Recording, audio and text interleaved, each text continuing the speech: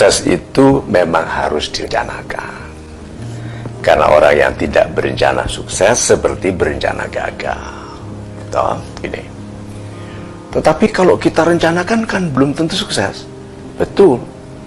Yang punya rencana saja belum tentu sukses, apalagi yang tidak punya rencana. Oke, nah sekarang yuk kita lihat esensi dari target. Niat awal mengapa kita harus punya tujuan. Ya, oke. Kalau kita mau pergi ke Surabaya dari Jakarta, ini kan tujuan. Kalau ada jembatan yang putus di sana, apa yang kita lakukan? Kan terhalangi dalam perjalanan. Apa yang kita lakukan? Cari jalan lain. Tujuannya sama. Itu loh. Orang kalau tidak punya tujuan kalau tidak punya tujuan dalam hidupnya, kejadian yang tidak disukainya sehari-hari bisa membuat dia lupa mau kemana.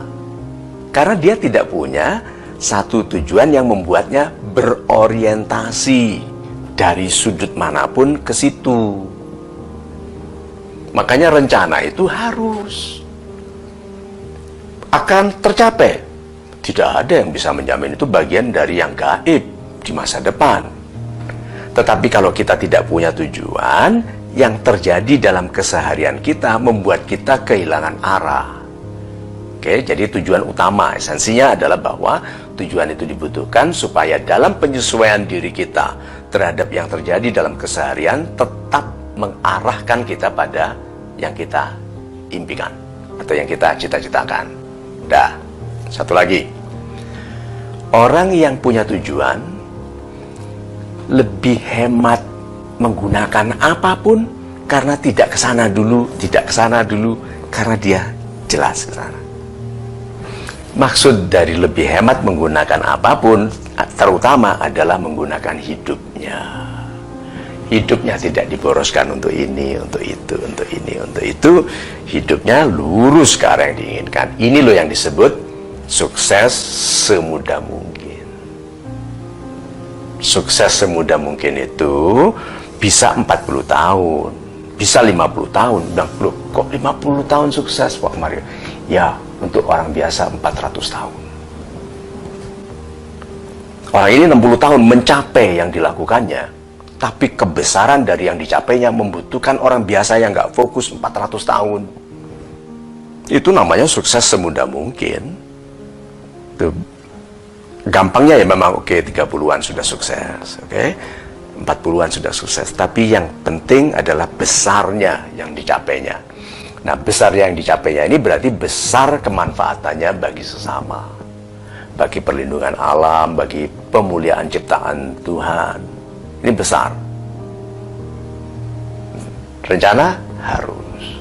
Karena kita perlu untuk memfokuskan semua energi ke satu titik. Terus begini, bagaimana kalau salah? Kita salah tujuan, salah target. Kita harus percaya pada konsep kasih sayang Tuhan. Tuhan tidak sampai hati membiarkan orang baik salah arah, dituntun. Mencoba ke sana ketemu penasehat, mencoba ke sana ketemu kekasih palsu, mencoba ke sana gagal pernikahannya.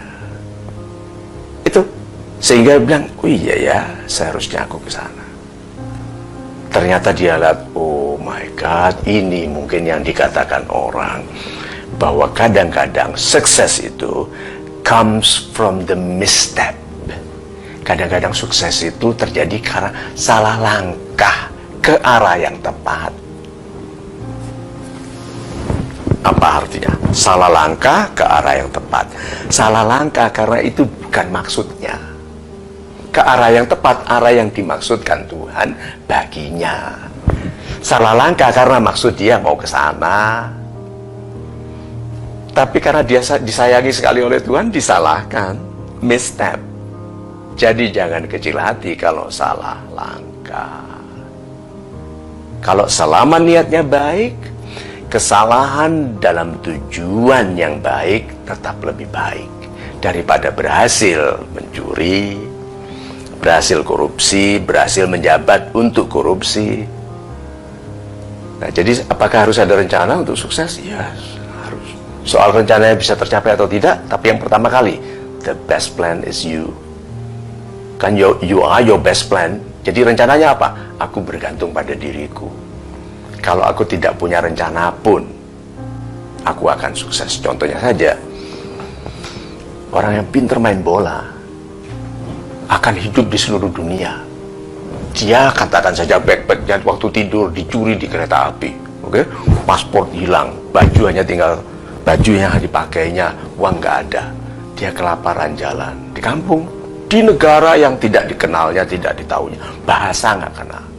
Dia lihat sekelompok anak muda main bola, dilihat di lapangan. Dia sebagai seorang yang ahli, dia bilang ini anak-anak masih amatir ini mainnya gitu kan, gitu. Bolanya kemana-mana, tahu-tahu bolanya ngelinding ke arah dia, gitu. Gawang 100 meter ya, melenceng ke dia 125 meter. Dia tendang masuk ke gawang yang sana. Apa yang dilakukan oleh 22 orang ini plus coachnya plus semua penggembira, apa yang dilakukan?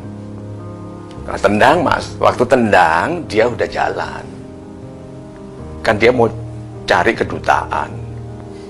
Waktu tendang itu yang nggak lihat lagi jalan, masuk, apa yang dilakukan? Dia kejar, ikut kita, klub kita, mana? Ikut Persema aja, gitu.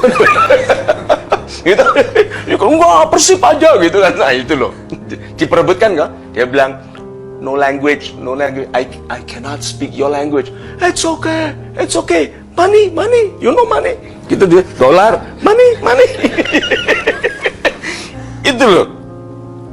Berarti anak muda itu harus betul-betul punya kemampuan yang dihargai orang dimanapun dia berada. Coba bayangkan, kalau katakan kemampuan itu bisa dihargai sekali di Magelang, ya, hebat sekali di sana, di Mojokerto, atau dia memang mau mendirikan K-pop, band K-pop Kediri, you know.